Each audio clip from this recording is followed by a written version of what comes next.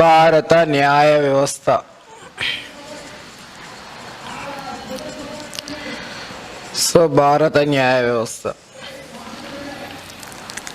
భారత న్యాయ వ్యవస్థకు సంబంధించి మనం ఏమని చెప్పొచ్చు, భారత న్యాయ వ్యవస్థకి బేసిక్గా 2 లక్షణాలు ఉన్నాయండి. భారత న్యాయ వ్యవస్థకు సంబంధించి 2 లక్షణాలు ఉన్నాయి. ఒకటి ఏకీకృత న్యాయ వ్యవస్థ. ఏంటిది? ఏకీకృత న్యాయ వ్యవస్థ. ఏకీకృత న్యాయ వ్యవస్థ.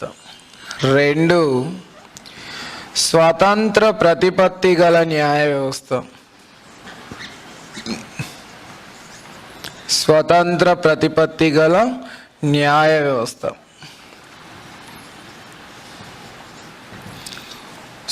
ఒకటి ఏకీకృత న్యాయ వ్యవస్థ, 2 స్వతంత్ర ప్రతిపత్తి గల న్యాయ వ్యవస్థ. మరి ఏకీకృత న్యాయ వ్యవస్థ అనే లక్షణాన్ని మనం బ్రిటన్ రాజ్యాంగం నుండి స్వీకరించాం. ఏకీకృత అనే లక్షణాన్ని మనం బ్రిటన్ రాజ్యాంగం నుండి స్వీకరించాం. ఏంటి మరి ఏకీకృత అంటే? దేశం మొత్తం ఒకే ఒక న్యాయ వ్యవస్థ పనిచేసినట్లయితే దాన్ని ఏకీకృత న్యాయ వ్యవస్థ అంటాం.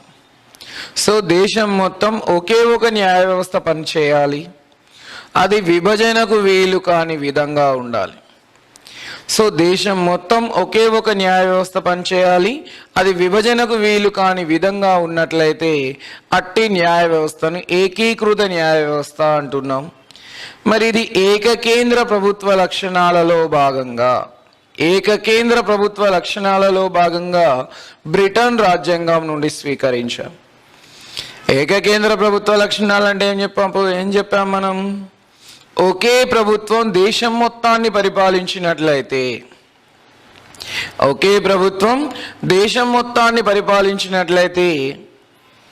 దానిని ఏకకేంద్ర ప్రభుత్వ వ్యవస్థ అంటాం. మొత్తం పరిపాలనా అధికారాలు ఒక ప్రభుత్వం నియంత్రణలో ఉంటే, ఒక ప్రభుత్వం కంట్రోల్లో ఉంటే దాన్ని ఏకకేంద్ర ప్రభుత్వ వ్యవస్థ అంటాం. మరి ఆ ఏకకేంద్ర ప్రభుత్వ వ్యవస్థలో ఒకే ప్రభుత్వం నియంత్రణలో మొత్తం పాలనా అధికారాలు ఉంటాయి అని చెప్తున్నాం. మరి ఆ ఏకకేంద్ర ప్రభుత్వ వ్యవస్థలో ఒకే ప్రభుత్వం నియంత్రణలో దేశం ఉంటుంది కాబట్టి అక్కడ ఉండే న్యాయశాఖ కూడా ఒకే ఒక న్యాయశాఖ ఉంటుంది. కాబట్టి మనం బ్రిటన్ రాజ్యాంగం నుండి ఏకకేంద్ర ప్రభుత్వ లక్షణాలు స్వీకరించాము. మన ఏకకేంద్ర లక్షణాలలో భాగంగా ఏకీకృత న్యాయ వ్యవస్థ అనే లక్షణాన్ని స్వీకరించాం. యూనిటరీ జుడికేచర్ అంటారు. కాబట్టి ఏకీకృత న్యాయ వ్యవస్థ అంటే మనం గుర్తుపెట్టుకునేది ఒకటే, విభజనకు వీలు కాని విధంగా దేశం మొత్తం ఒకే ఒక న్యాయ వ్యవస్థ పనిచేసినట్లయితే, విభజనకు వీలు కాని విధంగా దేశం మొత్తం ఒకే ఒక న్యాయ వ్యవస్థ పనిచేసినట్లయితే అట్టి న్యాయ వ్యవస్థను ఏకీకృత న్యాయ వ్యవస్థ అంటాం. ఇది భారత న్యాయ వ్యవస్థ యొక్క నిర్మాణం, స్ట్రక్చర్ను సూచిస్తుంది. ఇది భారత న్యాయ వ్యవస్థ యొక్క composition or structure of judiciary మనకు సూచిస్తుంది. కాబట్టి న్యాయ వ్యవస్థ యొక్క నిర్మాణాన్ని సూచిస్తుంది మనకి. ఇక సెకండ్ వన్, స్వతంత్ర ప్రతిపత్తి గల న్యాయ వ్యవస్థ.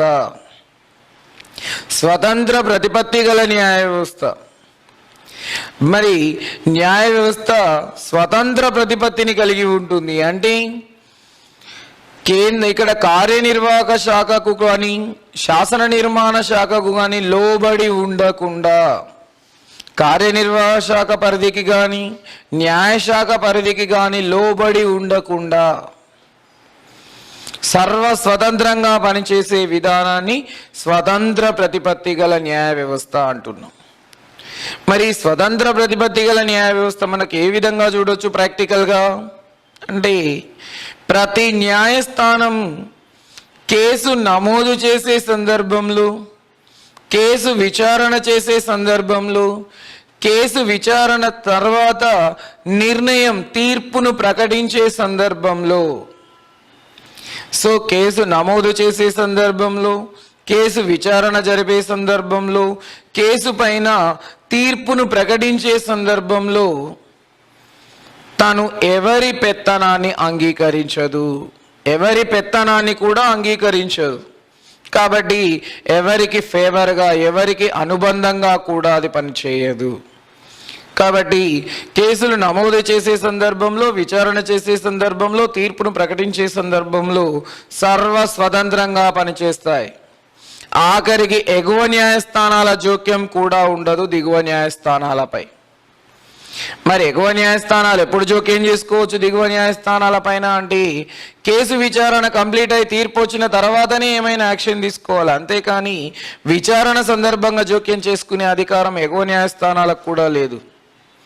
కాబట్టి ప్రతి న్యాయస్థానం కూడా తన అధికార విధులను నిర్వర్తించే సందర్భంలో ఒక స్వతంత్ర ప్రతిపత్తిని అనుభవిస్తుంది. కాబట్టి మరి న్యాయ వ్యవస్థలు ఎక్కడ కూడా స్వతంత్ర ప్రతిపత్తిని కోల్పోకుండా స్వతంత్రంగా పనిచేస్తూ ఉంటాయి. మరి స్వతంత్ర ప్రతిపత్తి గల న్యాయ వ్యవస్థను ఎందుకు ఏర్పాటు చేశారు? స్వతంత్ర ప్రతిపత్తి గల న్యాయ వ్యవస్థను ఎందుకు ఏర్పాటు చేశారు అనంటే, న్యాయ వ్యవస్థ దేశంలో రాజ్యాంగాన్ని పరిరక్షించాల్సిన బాధ్యత ఉంది న్యాయ వ్యవస్థకి. రాజ్యాంగాన్ని అర్ధ వివరణ ఇవ్వడం, రాజ్యాంగానికి నిర్వచన ఇవ్వడం, మరి రాజ్యాంగాన్ని అర్ధ వివరణ ఇచ్చే అధికారం మనకి సుప్రీంకోర్టుకుంది. సో సుప్రీంకోర్టుకు రాజ్యాంగానికి అర్ధ వివరణ ఇచ్చే అధికారాన్ని కల్పించారు ఆర్టికల్ 147 ప్రకారం. అలాగే సుప్రీంకోర్టు రాజ్యాంగ ఆధిక్యతను కాపాడాలి. రాజ్యాంగ ఆధిక్యత అంటే ఏంటి? రాజ్యాంగం యొక్క పెత్తనం. కాబట్టి రాజ్యాంగం యొక్క ఆధిపత్యం, మరి ఆ రాజ్యాంగం యొక్క ఆధిపత్యం, రాజ్యాంగం యొక్క పెత్తనాన్ని కాపాడాలి. దాన్నే రాజ్యాంగ ఆధిక్యత అంటాం. కాబట్టి దేశంలో పరిపాలన అంతా కూడా, దేశంలో ప్రభుత్వ పాలనా వ్యవస్థలన్నీ కూడా రాజ్యాంగ పరిధికి లోబడి పనిచేయాలి. దాన్నే రాజ్యాంగ ఆధిక్యత అంటాం. మరి ఆ రాజ్యాంగ ఆధిక్యతను కాపాడాలి. అలాగే భారత సమాఖ్య వ్యవస్థను కాపాడాలి, ప్రాథమిక హక్కులను కాపాడాలి. మరి బాధ్యతలన్నీ భారత న్యాయ వ్యవస్థలో అత్యున్నతమైన న్యాయస్థానంగా ఉన్న సుప్రీంకోర్టుకు కల్పించారు. సో సుప్రీంకోర్టుకి భారత న్యాయ వ్యవస్థకి ఎందుకు స్వతంత్ర ప్రతిపత్తిని కల్పించారు అనంటే, రాజ్యాంగ ఆధిక్యతను కాపాడాలి, రాజ్యాంగానికి అర్ధ వివరణ ఇవ్వాలి, భారత సమాఖ్య వ్యవస్థను పరిరక్షించాలి, ప్రాథమిక హక్కులను పరిరక్షించాలి. మరి వీటన్నింటిని పరిరక్షించాలి అనంటే దానికి స్వతంత్ర ప్రతిపత్తి ఉండాలి. కార్యనిర్వాహక శాఖతో కానీ, శాసన నిర్మాణ శాఖ పరిధికి కానీ అది లోబడి పనిచేయాల్సిన అవసరం లేదు. కాబట్టి కార్యనిర్వాహక శాఖ పరిధికి కానీ, న్యాయశాఖ పరిధికి కానీ లోబడి న్యాయశాఖ పనిచేయదు. కార్యనిర్వాహక శాఖ పరిధికి కానీ, శాసన నిర్మాణ శాఖ పరిధికి కానీ న్యాయశాఖ లోబడదు. తనకు స్వతంత్ర ప్రతిపత్తి ఇచ్చారు. కాబట్టి ఏ శాఖకు తాను లోబడాల్సిన అవసరం లేదు, ఏ శాఖకు కూడా తను లొంగిపోవాల్సిన అవసరం లేదు. కాబట్టి సో ప్రతి వ్యవస్థ, ప్రతి కోర్టు కూడా కేసు విచారణ, కేసు నమోదు, తీర్పు ప్రకటన వంటి సందర్భాలలో స్వతంత్ర ప్రతిపత్తిని అనుభవిస్తాయి. కార్యనిర్వాహక శాఖ జోక్యం కానీ, శాసన నిర్మాణ శాఖ జోక్యం కానీ ఉండడానికి వీలు లేదు.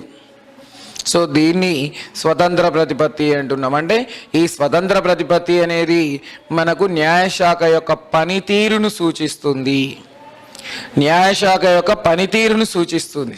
కాబట్టి న్యాయశాఖ సర్వస్వతంత్రంగా పనిచేస్తుంది.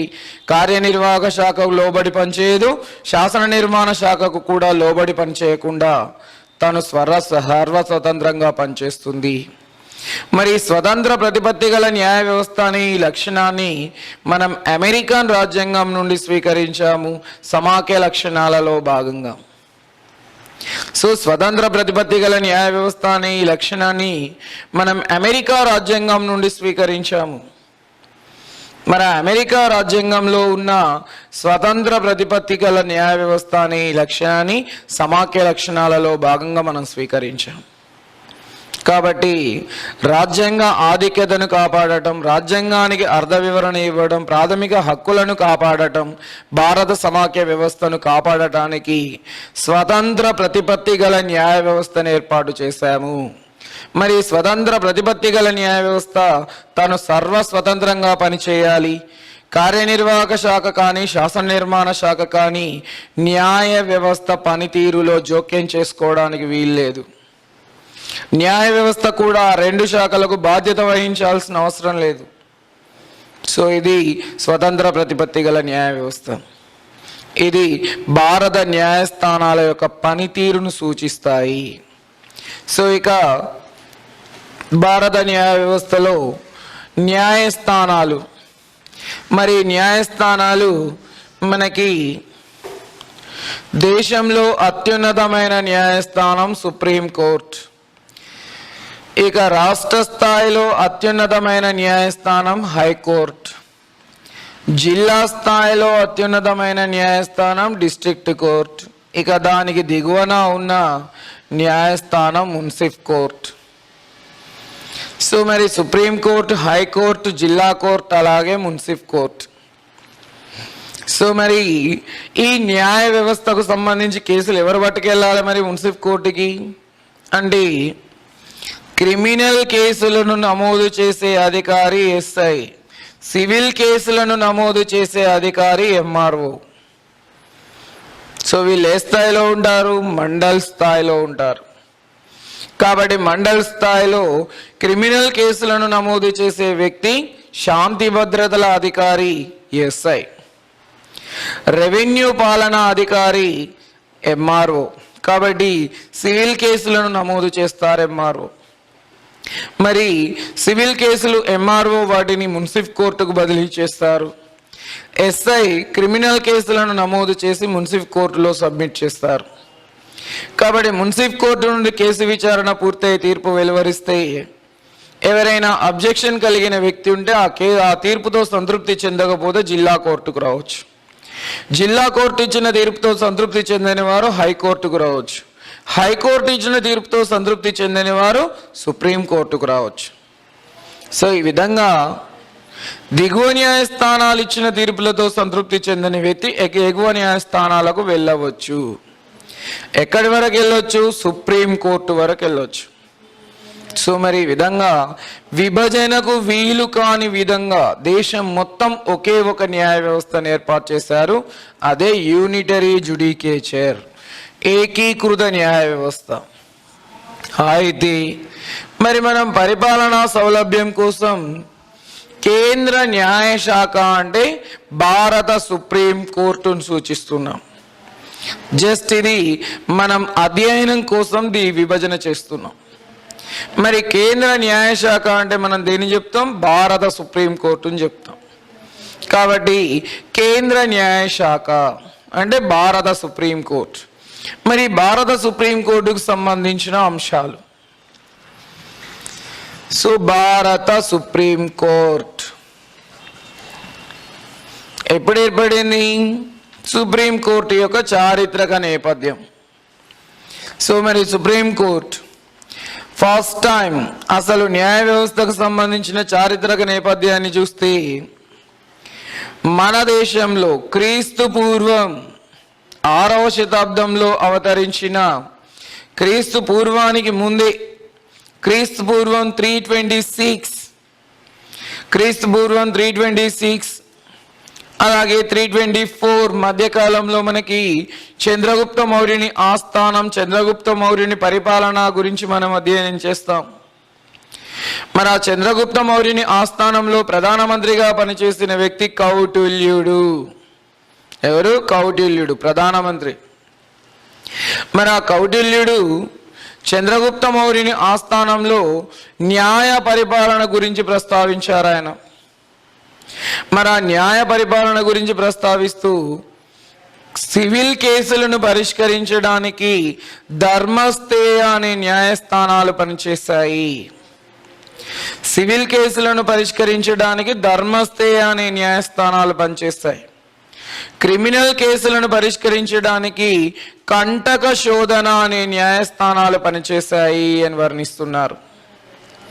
సో మరి క్రిమినల్ కేసులను నమోదు చేయడానికి, క్రిమినల్ కేసులను పరిష్కరించడానికి కంటక శోధన, సివిల్ కేసులను పరిష్కరించడానికి ధర్మస్థేయ అనే న్యాయస్థానాలు పనిచేసినట్టు కౌటిల్యుడు తన అర్థశాస్త్రం గ్రంథంలో ప్రస్తావించాడు. కాబట్టి క్రీస్తు పూర్వమే మన దేశంలో న్యాయ పరిపాలన ఉంది అని చెప్పడానికి ఇది ఒక ఎవిడెన్స్.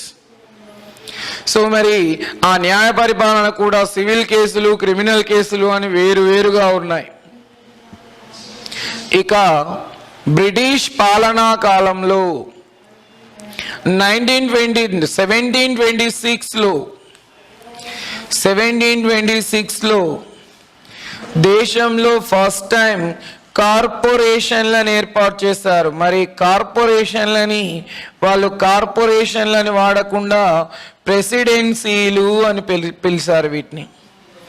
సో మరి ప్రెసిడెన్సీలలో న్యాయ పరిపాలన కోసం ప్రెసిడెన్సీ కోర్టులను ఏర్పాటు చేశారు. సో 1726లో దేశంలో ఫస్ట్ టైం కార్పొరేషన్ వ్యవస్థ ప్రారంభమైంది.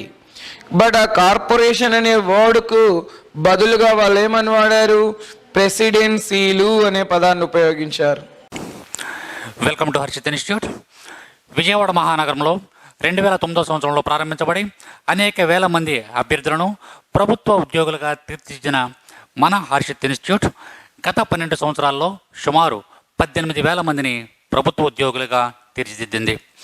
ఇప్పటి వరకు 5 సార్లు నిర్వహించినటువంటి ఈ యొక్క నోటిఫికేషన్స్లో అనేక సార్లు స్టేట్ ఫస్ట్ సాధించినటువంటి ఘనత మన హర్షిత్ ఇన్స్టిట్యూట్ది. ప్రస్తుతం మన హర్షిత్ ఇన్స్టిట్యూట్ యొక్క ప్రత్యేకతలో 24/7 24 గంటలతో కూడినటువంటి లైబ్రరీ సదుపాయం, అంతేకాకుండా ఇదే లైబ్రరీలో మనకు అత్యున్నత ప్రామాణిక గ్రంథాలు అందించడం అనేది జరుగుతుంది. నెక్స్ట్ ఈ లైబ్రరీలో మనకు వివిధ సబ్జెక్టులకు సంబంధించినటువంటి ఎకానమీ, పాలిటీ, హిస్టరీ, జోగ్రఫీ మరియు అన్ని సబ్జెక్టులకు సంబంధించినటువంటి పూర్తి స్థాయి స్టడీ మెటీరియల్ మీకు అందించడం అనేది జరుగుతుంది. అంతేకాకుండా జాయిన్ అయిన ప్రతి అభ్యర్థికి పూర్తి స్టడీ మెటీరియల్ మరియు అభ్యర్థి ఏ ఎగ్జామ్ అయితే రాయకపోతున్నాడో ఆ ఎగ్జామ్కు సంబంధించినటువంటి సిలబస్ ప్రతి ఒక్కరికి అందించడం అనేది జరుగుతుంది. అంతేకాకుండా స్టేట్ ఫ్యాకల్టీ మన ఇన్స్టిట్యూట్లో బోధించేటటువంటి ప్రతి ఫ్యాకల్టీ కూడా economy, polity, arithmetic and reasoning తదితర సబ్జెక్టులకు సంబంధించినటువంటి ప్రతి ఫ్యాకల్టీ కూడా ఎంతో అనుభవము, అంకితభావము కలిగినటువంటి ఫ్యాకల్టీ మన యొక్క ఇన్స్టిట్యూట్లో ఉండడం అనేది జరుగుతుంది.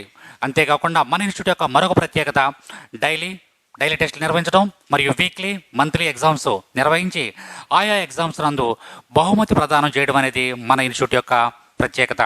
అంతేకాకుండా నాన్ మ్యాథ్స్ స్టూడెంట్స్ ఎవరైతే ఉన్నారో వాళ్ళపై ప్రత్యేక శ్రద్ధ చూపించడం, నెక్స్ట్ వాళ్ళకి ప్రత్యేక తరగతులు నిర్వహించడం అనేది జరుగుతుంది.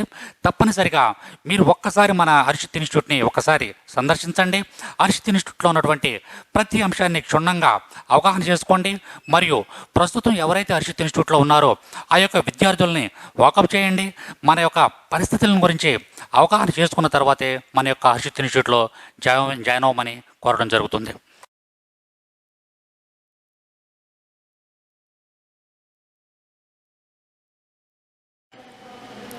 కాబట్టి మన ప్రెసిడెన్సీలను ఏర్పాటు చేశారు 1726లో. ప్రెసిడెన్సీలలో న్యాయ పరిపాలన కోసం ప్రెసిడెన్సీ కోర్టులను ఏర్పాటు చేశారు. ప్రెసిడెన్సీలలో న్యాయ పరిపాలన కోసం ప్రెసిడెన్సీ కోర్టులను ఏర్పాటు చేశారు.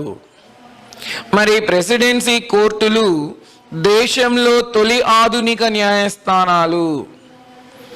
సో ప్రెసిడెన్సీ కోర్టులను దేశంలో తొలి ఆధునిక న్యాయస్థానాలు అని పిలుస్తాం. ఎక్కడ ఏర్పాటు చేశారు? మరి దేశంలో తొలి ప్రెసిడెన్సీ కలకత్తా, తర్వాత బొంబాయి, తర్వాత మద్రాస్. మన ప్రెసిడెన్సీలు అంటే బ్రిటిష్ వాళ్ళు కోటలు నిర్మించుకున్నారు. మరి ఆ బ్రిటిష్ వాళ్ళు వర్తక కేంద్రాలను ఏర్పాటు చేసుకొని చుట్టూ కోట గోడలు నిర్మించుకున్నారు.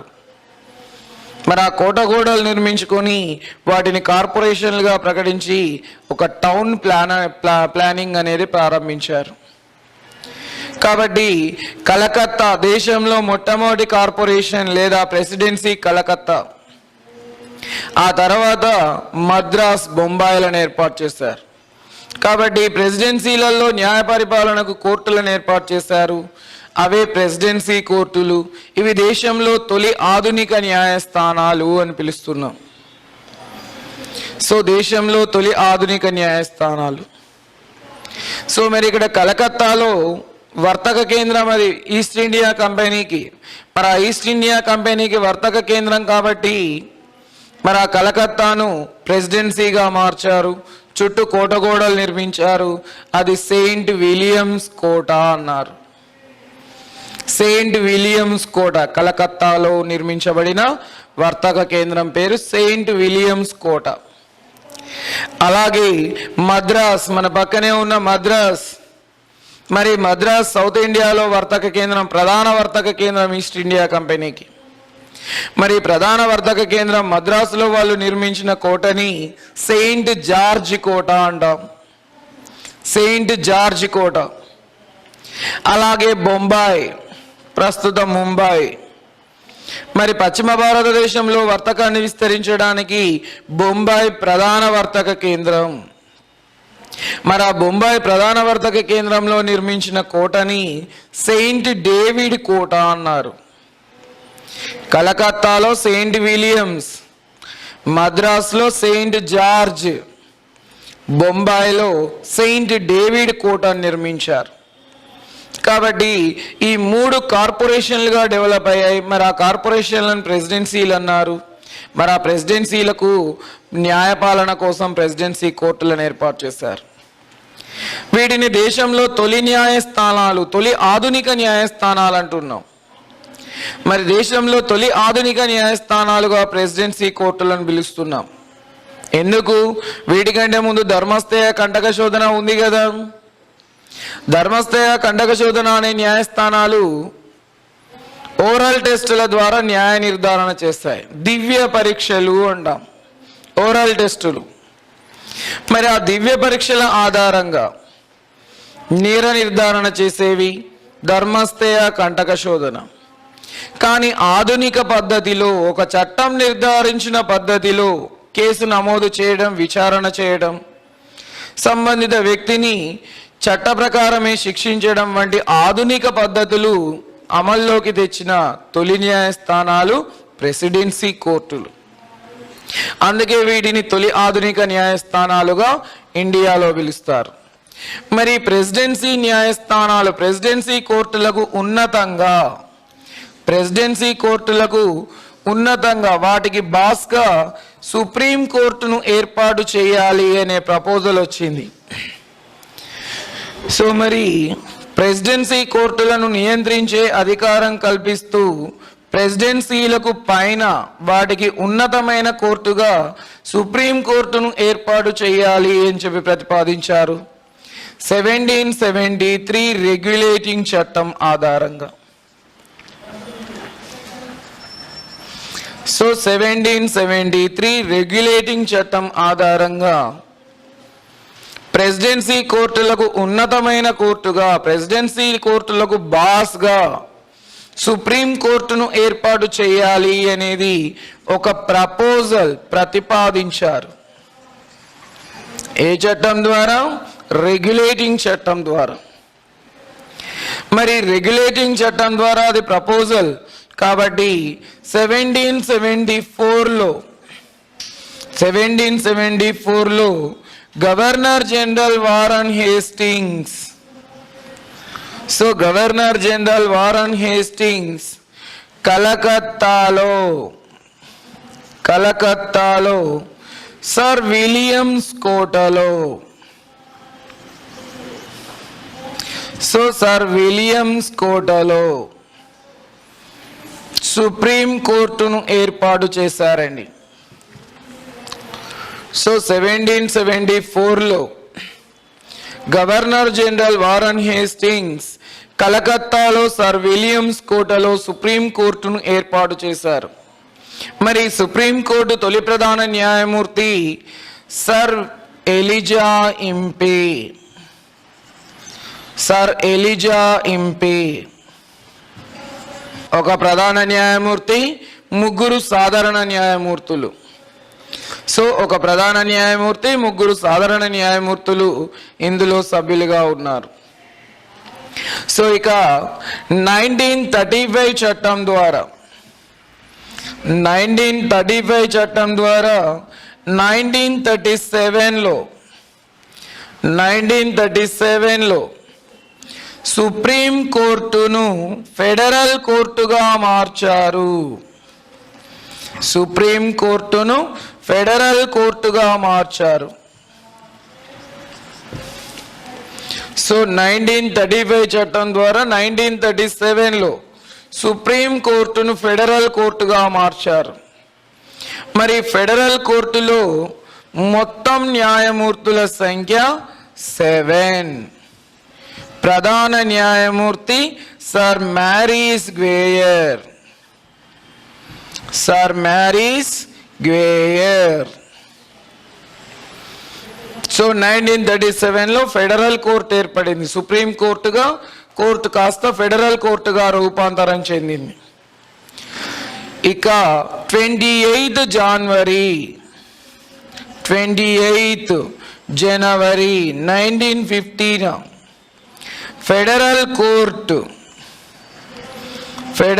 కోర్టు భారత సుప్రీం కోర్టుగా మార్పు చెందిందండి.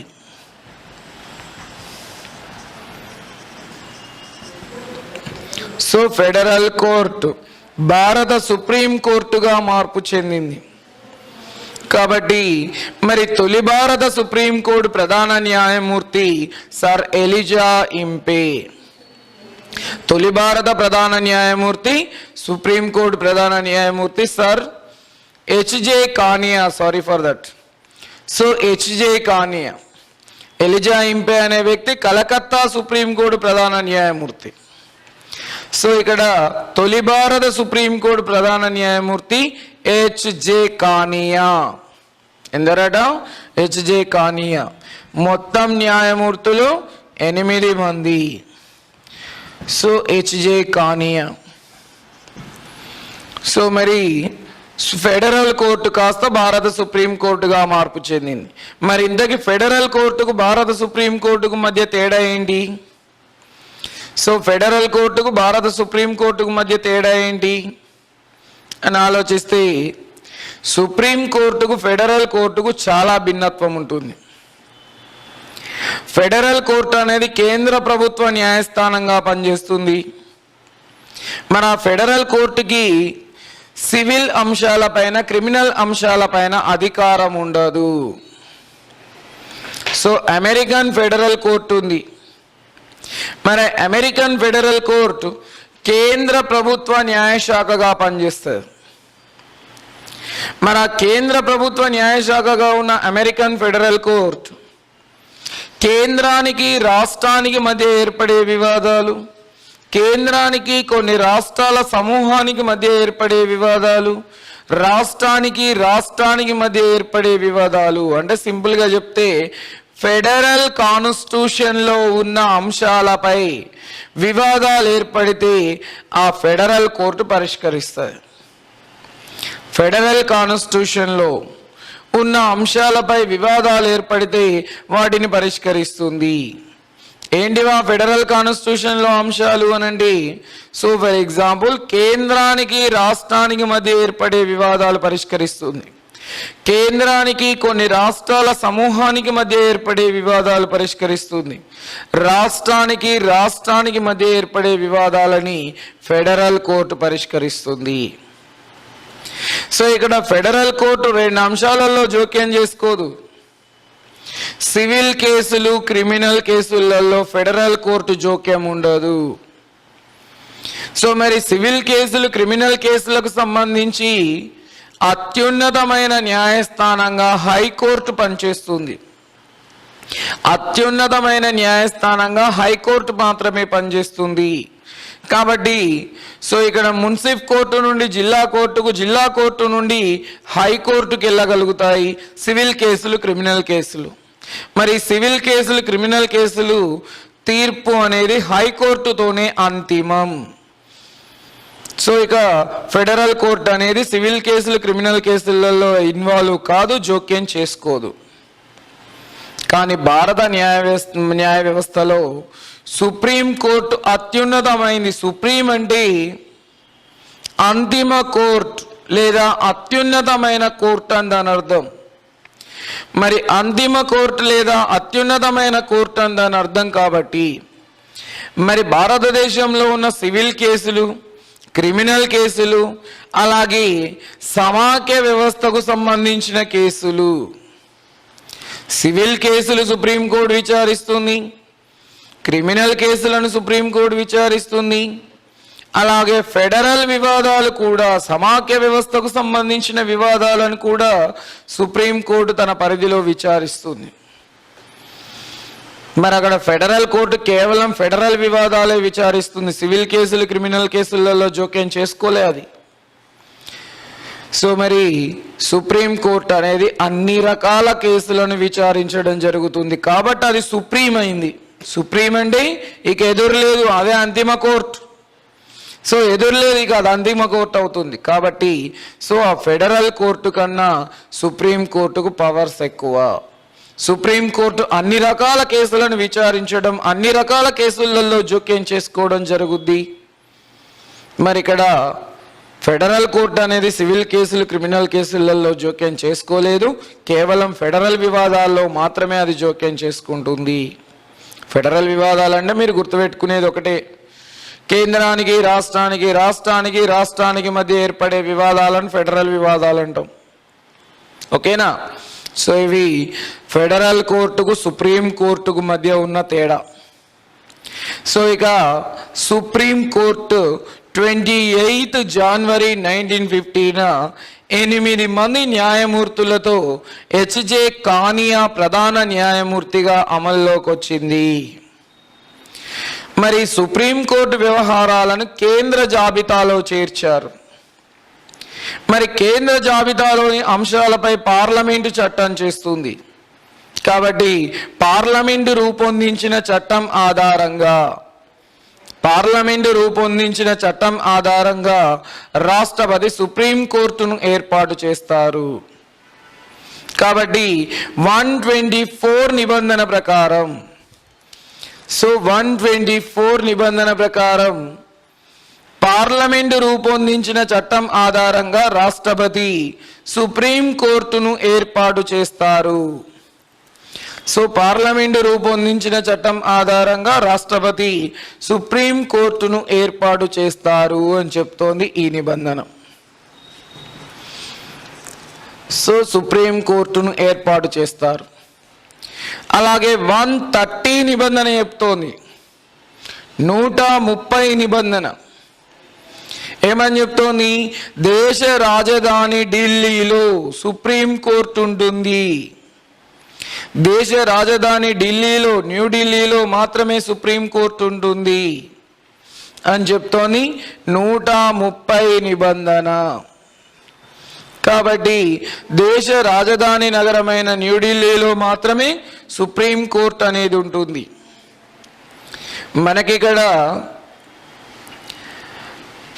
మన రాజ్యాంగ పునఃసమీక్ష సంఘం, రాజా చెల్లయ్య అధ్యక్షులుగా ఏర్పాటు చేయబడిన రాజ్యాంగ పునఃసమీక్ష సంఘం, కాన్స్టిట్యూషనల్ రివ్యూ కమిటీ. మరి కాన్స్టిట్యూషనల్ రివ్యూ కమిటీ, అలాగే లా కమిషన్ సుప్రీం కోర్టుని కొన్ని డివిజన్లుగా డివైడ్ చేసి కలకత్తా, ముంబై, హైదరాబాద్ లేదా చెన్నైలలో 3 బెంచీలను ఏర్పాటు చేయాలి అని చెప్పి సూచించింది. సో కలకత్తాలో ఒక బెంచ్ని, సుప్రీంకోర్టు బెంచ్ని, ముంబైలో ఒక సుప్రీంకోర్టు బెంచ్ని, చెన్నై లేదా హైదరాబాద్లలో ఒక బెంచ్ని ఏర్పాటు చేయాలి అని సూచించింది. ఎందుకు? తూర్పు భారతదేశం నుండి, so for example Arunachal Pradesh వ్యక్తి ఏదో కేసు విషయంలో సుప్రీంకోర్టుకు రావాలంటే ఢిల్లీ దాకా రావాల్సి వస్తుంది. తమిళనాడుకు చెందిన వ్యక్తి కన్యాకుమారి నుండి ఢిల్లీకి పోవాల్సి వస్తుంది. మరి ఇప్పుడు న్యాయాన్ని ఎదుర్కోవడం కోసం న్యాయస్థానాల చుట్టూ తిరగడం అంటే అది కూడా పెద్ద వ్యయ ప్రయాసలతో కూడింది. మరి అది కూడా ఎంతో కాలయాపన ఖర్చుతో కూడుకున్న పని అవుతుంది. అలా కాకుండా సామాన్యుడికి న్యాయ వ్యవస్థ చేరువలో ఉండాలి. సామాన్యుడికి న్యాయ వ్యవస్థ చేరువలో ఉండాలి. మరి ఆ చేరువలో ఉండాలి అంటే సుప్రీంకోర్టుని 3 బెంచీలుగా డివైడ్ చేసి సుప్రీంకోర్టు అనుబంధ బెంచీలని కలకత్తా, ముంబై, హైదరాబాద్ లేదా చెన్నైలలో ఏర్పాటు చేయమని రాజా చెల్లయ్య గారి ఆధ్వర్యంలో ఏర్పడిన కాన్స్టిట్యూషనల్ రివ్యూ కమిటీ, రాజ్యాంగ పునఃసమీక్ష సంఘం సూచించింది. అలాగే 21 లా కమిషన్ కూడా తన నివేదికలో ప్రస్తావించింది. 21 లా కమిషన్ కూడా తన నివేదికలో ప్రస్తావించింది. మరి వారిచ్చిన నివేదిక, వారిచ్చిన ఈ సలహాలని 2000లో సుప్రీంకోర్టులోని 25 మంది న్యాయమూర్తులతో కూడిన బెంచ్ మూకుమ్మడిగా తిరస్కరించింది. సుప్రీంకోర్టు ఉప బెంచీలు, సబ్ బెంచెస్ అనేటివి వేరే ప్రాంతాలలో ఏర్పాటు చేయడం కుదరదు. అసలు సుప్రీంకోర్టు అనేది విభజనకు వీలు కాదు. కాబట్టి సుప్రీంకోర్టు అనేది విభజనకు వీలు కాదు. కాబట్టి సుప్రీంకోర్టు బెంచీలను వేరే పట్టణాలలో ఏర్పాటు చేయడం కూడా కుదరదు అని చెప్పి సుప్రీంకోర్టులో ఉన్న 26 మంది న్యాయమూర్తులలో 25 మంది న్యాయమూర్తులు మూకుమ్మడిగా తిరస్కరించారు. ఇది దేశంలోనే అతిపెద్ద బెంచ్ అన్నమాట. ఇది కామన్గా ఏదైనా కేసు విచారణ సందర్భంగా 2, 3, 4 లేదంటే మ్యాక్సిమం ప్రధాన న్యాయమూర్తితో కలిపి 5 న్యాయమూర్తులతో కూడిన బెంచ్ విచారణ చేసింది ఇన్ని రోజులు. కానీ ఫస్ట్ టైం సుప్రీంకోర్టుకు సంబంధించిన అంశం కాబట్టి అది 25 మంది న్యాయమూర్తులతో కూడిన మూకుమ్మడి బెంచ్ ఏర్పాటు చేశారు. మొత్తం సుప్రీంకోర్టు బెంచ్ ఆ అంశాన్ని తిరస్కరించింది. కాబట్టి 130 నిబంధన ప్రకారం సుప్రీంకోర్టు కార్యాలయం అనేది రాజధాని నగరమైన ఢిల్లీలో మాత్రమే ఉంటుంది. సో ఇక సుప్రీంకోర్టు పనిచేయాలి అంటే న్యాయమూర్తులు ఉండాలి కదా. మరి సుప్రీంకోర్టు పనిచేయాలి అంటే న్యాయమూర్తులు ఉండాలి. మరి ప్రారంభంలో ఉన్న న్యాయమూర్తుల సంఖ్య 8. మరి ఆ ప్రారంభంలో ఉన్న న్యాయమూర్తుల సంఖ్య 8. మరి ఆ 8 కాస్త 1950లోనే 50 దశకంలోనే 11కు పెంచారు. ఆ తర్వాత 63లో అంటే 56లో 11కు పెంచారు. 63లో దాన్ని 13కు పెంచారు. మళ్ళీ 70లో 13 నుండి 20కి పెంచారు. 13 నుండి 26కు పెంచారు 1985లో. సో ఇక ఫస్ట్ టైం ప్రారంభంలో సుప్రీంకోర్టులో ఉన్న న్యాయమూర్తులు 8, ఒక ప్రధాన న్యాయమూర్తి, 7 సాధారణ న్యాయమూర్తులు. ఇక మధ్యలో పెంచిన పెంపకాల పక్కన పెడితే 1985లో సుప్రీంకోర్టు న్యాయమూర్తుల సంఖ్య 26కు పెంచారు. 26కు పెంచారు. మరి 26లో ఒక ప్రధాన న్యాయమూర్తి, 25 మంది సాధారణ న్యాయమూర్తులు ఉన్నారు. ఇక ఈ 26 మంది న్యాయమూర్తులని చాలా సుదీర్ఘ కాలం పాటు కొనసాగించి 2009లో 26 మంది ప్రధాన న్యాయమూర్తులతో కూడిన సుప్రీంకోర్టుని 31కి పెంచారు. కాబట్టి ఒక ప్రధాన న్యాయమూర్తి, 3 సాధారణ న్యాయమూర్తులతో ప్రస్తుతం 2009 నుండి 2009 నుండి సుప్రీంకోర్టు పనిచేస్తుంది. కాబట్టి సో 31 మంది న్యాయమూర్తులు ఏర్పాటు చేయడానికంటే ముందు సుప్రీంకోర్టులో ఎంతమంది న్యాయమూర్తులు ఉన్నారు? 26 మంది ఉన్నారు. మరి ఆ 26ను ఎప్పుడు పెంచారు? 1985లో పెంచారు. ప్రారంభంలోని న్యాయమూర్తులు ఎందరు? 8. సో ప్రారంభంలోని న్యాయమూర్తులు 8. సో మరి సుప్రీంకోర్టులో 2009 నుండి 31 మంది న్యాయమూర్తులు పనిచేస్తున్నారు. సో మరి న్యాయమూర్తులకు సంబంధించి వారి యొక్క నియామకాలు, వారి అర్హతలను మనం డిస్కస్ చేయాలి.